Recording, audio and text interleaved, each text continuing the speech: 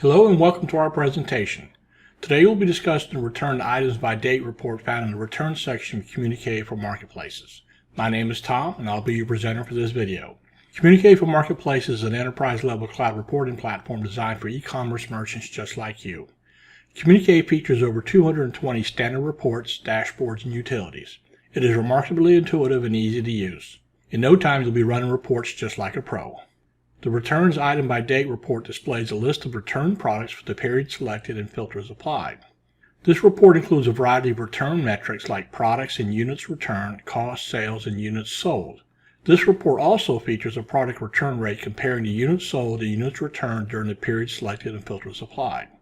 This report will assist you in understanding of product returns by illuminating its many components. Let's get started with the Returned Items by Date report presentation for Marketplace Reporting. Go to the Returns menu located in the ribbon bar and select the Returned Items by Date report. Right mouse click anywhere in the report and select Search in the pop-up menu. The Date Range option located upper left of the data filters is set to last month by default.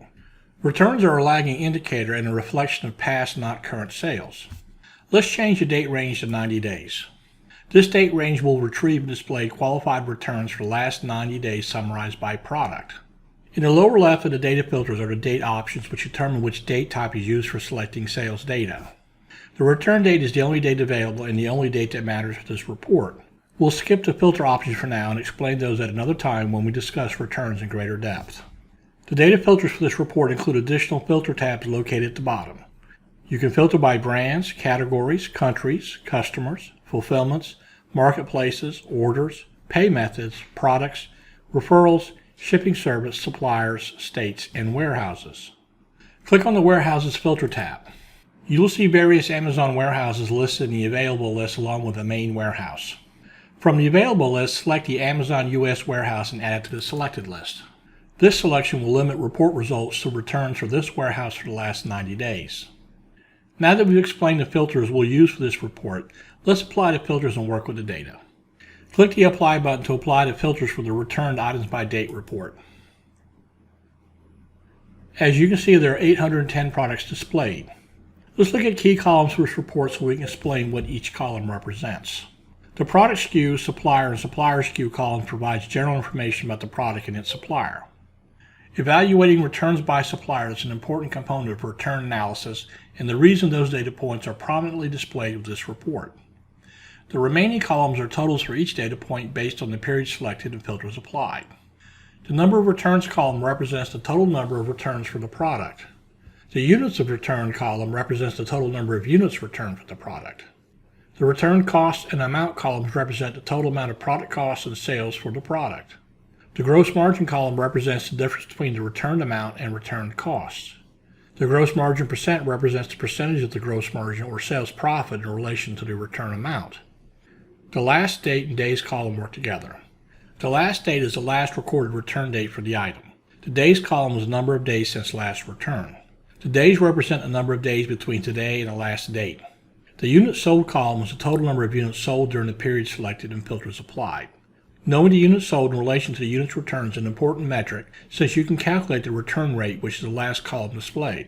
The Return Rate column represents the return percent for the product. Look at the top items selected. 119 units sold with 7 units returned yields a 5.88% return rate. Let's look at the next item. Its return rate is 100%, meaning every item sold during the period has been returned. 1 unit sold and 1 unit returned. Not a very good return rate. Let's look at another item with a return rate of 250%. You're probably thinking, how in the world can a product have a units return value greater than units sold? Well, here's the answer.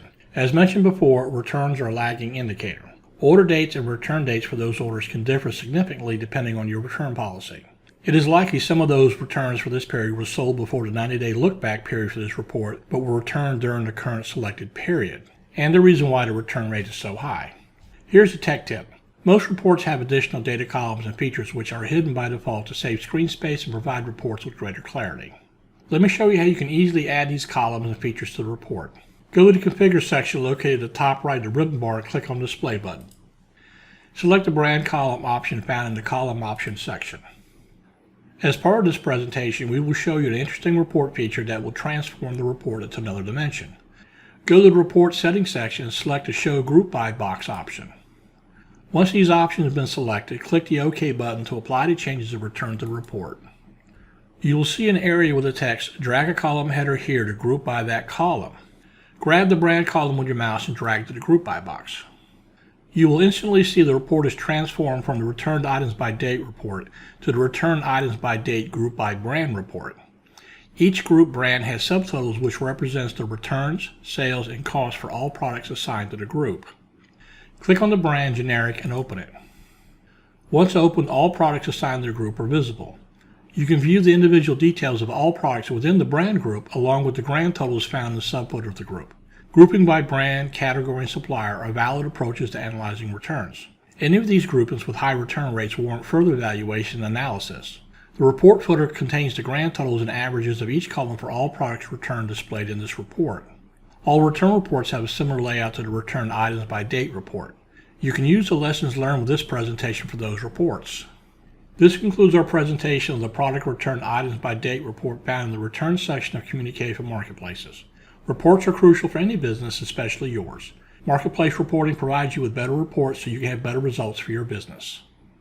You can contact us at sales@marketplacereporting.com to learn more about marketplace reporting and how we can help. You can join the conversation at marketplacereporting.com/blog. Be sure to subscribe to our channel, click the like button, and share with your colleagues. Thanks for watching. Have a nice day.